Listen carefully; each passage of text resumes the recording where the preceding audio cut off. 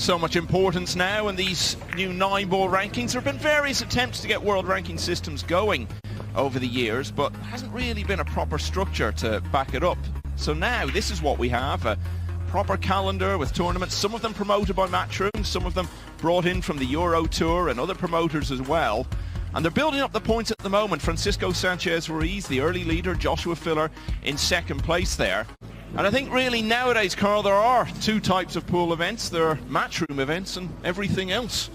Yeah, 100% right. That, Michael, and of course Sanchez-Ruiz is topping the rankings. He won the Derby Chris City Melling Classic 9-ball championships, beating Joshua Filler in the final, and there's a lot of events coming up now. Lost the cue ball a little bit there, but you've seen the wing ball fly in, very generous, and it's another break where he's made 2 balls and there's no clusters. That is going to be, there's a lot of events. The story of this championships.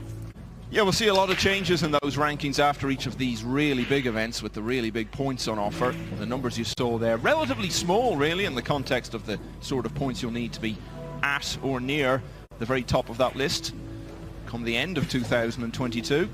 Of course, 3 places on each of the Mosconi Cup teams will be decided by those rankings. Oliver Szolnoki of Hungary, semi-finalist last year, has raced through his opening match 9-0 against Hassan Shaz Mohammed.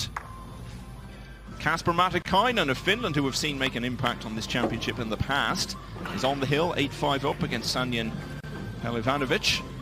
Billy Thorpe, someone who might be touted as a potential outsider to at least go on a good run, maybe even win this. 4-1 down though against Ip Tung Pong. And Mieszko Fortunski in the early stages of his match, one of the rising stars of the European scene, he leads Jeff Buckley 3-1. There's his wife Pia, who played earlier today and was beaten. Oh, he's done a wonderful job at that. Joshua Filler, I sort of liken him to the likes of Michael van Gerwen in the darts world. I don't know, he just has that air of similarities where he's just so talented and fluent, and he puts a bad performance in. Yeah, he was absolutely fine in the early stages of the Premier League here about 6 weeks ago. He was looking like the best player for most of the tournaments, and just a few errors started to creep in the final against Alban Ocean, and he came away without the trophy.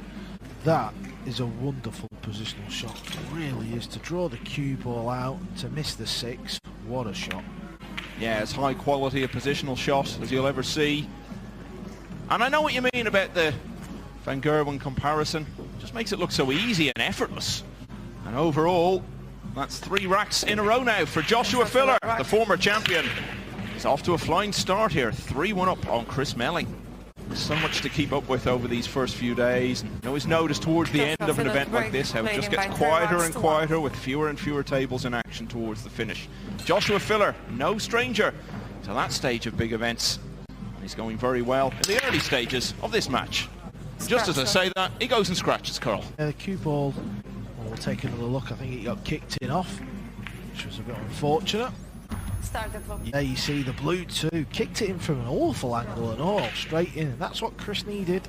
All Chris could do was sit in his chair and be patient and wait for his opportunity, and that opportunity's come, and it's another rack where the balls are all sat in the open. This is definitely going to be the theme of the week. Whenever you use the magic rack, you get that perfect rack. Well, the wing ball, it should pretty much go in the pocket every time. And just as I was talking about momentum and how Filler was starting to build it, no matter how much of it you've got, you just have that little bit of misfortune, and suddenly all that momentum is gone.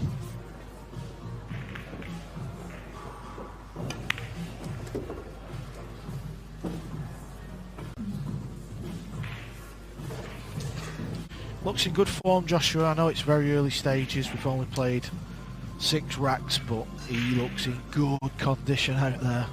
Yeah, no complaints whatsoever about the way he's played so far. Chris Melling had the chance to make it 3-all. He's got an academy with 2 tables in. He plays on one table, Pia, his wife, plays on the other, and they go every single day, Michael. They are relentless. Relentless and inseparable.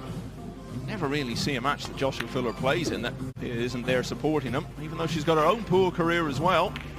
Yeah, she's a tidy player herself, is Pia. She actually won the European 8 WorldPoolChampionships somewhat 3 to 4 weeks ago. Joshua Filler Rock. also won a title there. Runs already in this match. Joshua Filler starting to pull away. He now leads Chris Melling by 5 racks to 2.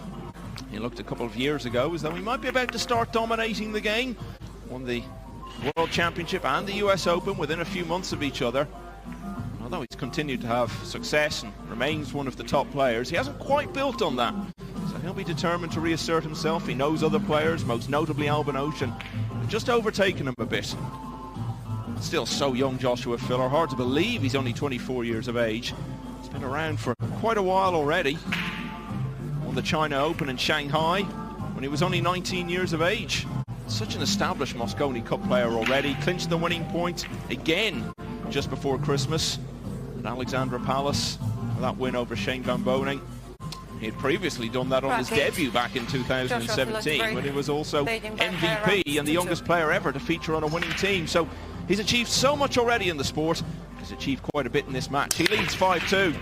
Well, when we saw this match in the draw, we expected a close contest, and early on it looked like we were going to get it. Not so now. Joshua Filler is really starting to pull away here. Another very competent rack.